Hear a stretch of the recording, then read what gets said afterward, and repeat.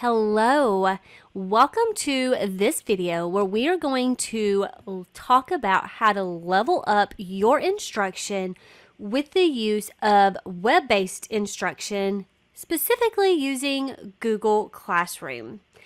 Google Classroom is not just a place to post assignments. It is a powerful tool to boost instruction, build community, and support student ownership.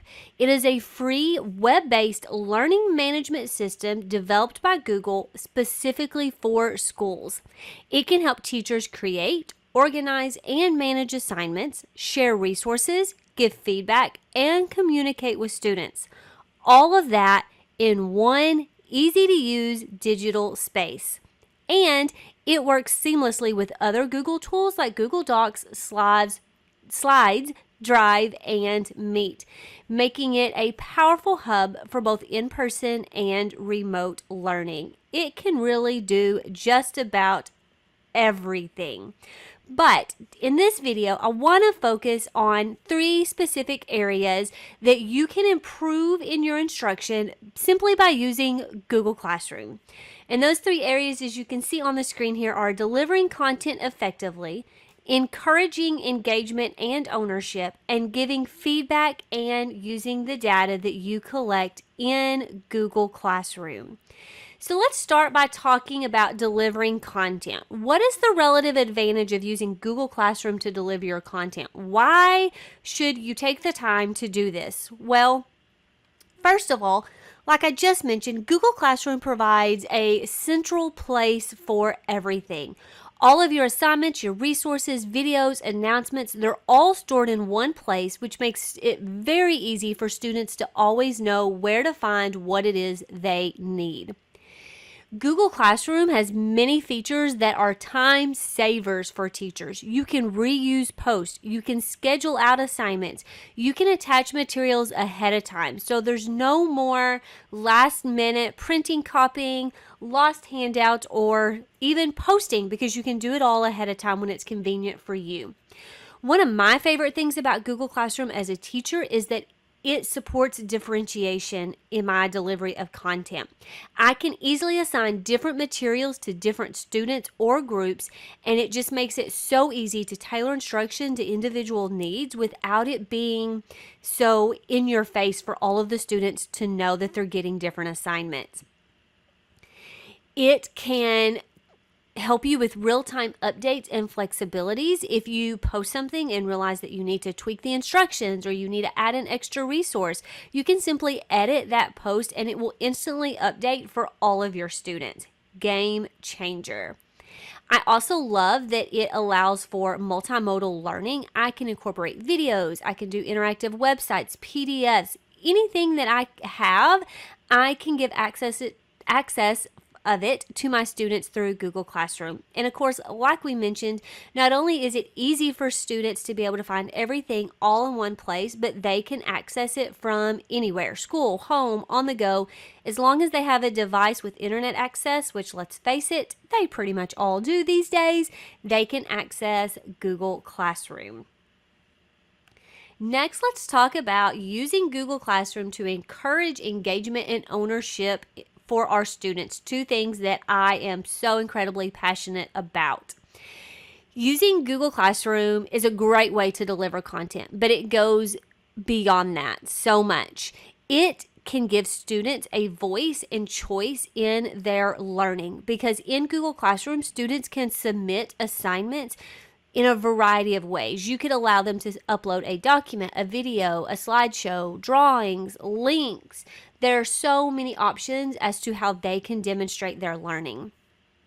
Google Classroom allows me to have ongoing communication with both students and their families. There are private comments, there are class comments, there are announcement threads.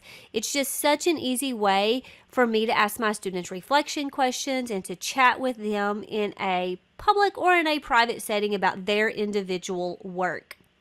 It helps students with goal setting and reflection, because a teacher can post reflection prompts or even a goal setting template using docs or slides, and it will allow students to track their own growth over time, which is one of our favorite things to do in my classroom with Google Classroom.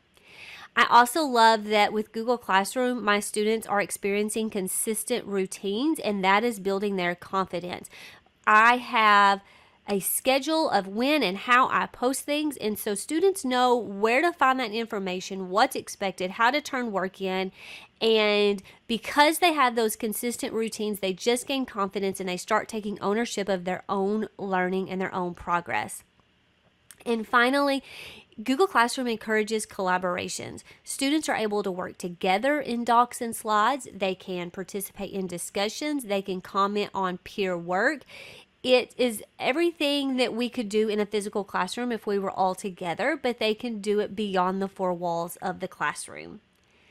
And finally, that third thing that I wanted to share with you today that will up your instruction using Google Classroom is its ability to give feedback and to use data.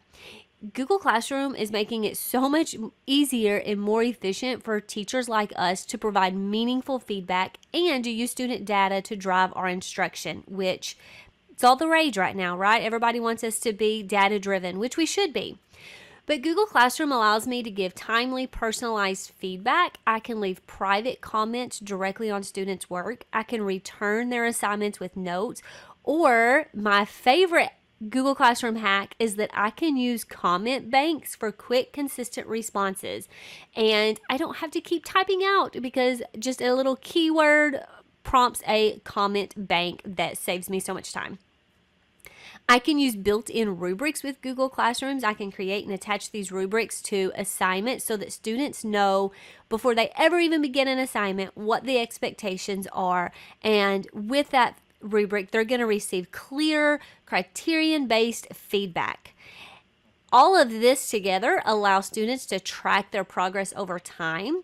Their work and the grades and the feedback that they get on these assignments are all stored within Google Classroom, and that just makes it easy for them and for the teacher to see and monitor their growth, to identify trends, and to see the progress that they make throughout the year.